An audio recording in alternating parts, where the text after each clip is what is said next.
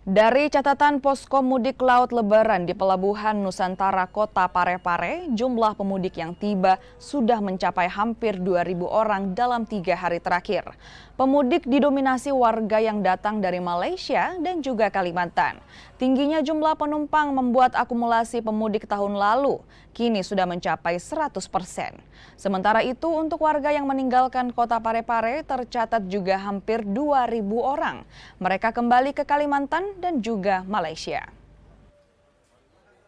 Akumulasi naik sebesar 1.981 orang dan untuk akumulasi turun sebesar 1.223 orang. Kalau persentase dibandingkan dengan tahun lalu pada saat sekarang ini, apakah sudah ada kenaikan atau gimana persentasenya? Sudah ada kenaikan untuk akumulasi naik sudah 100 lebih persen. Untuk turun 20%.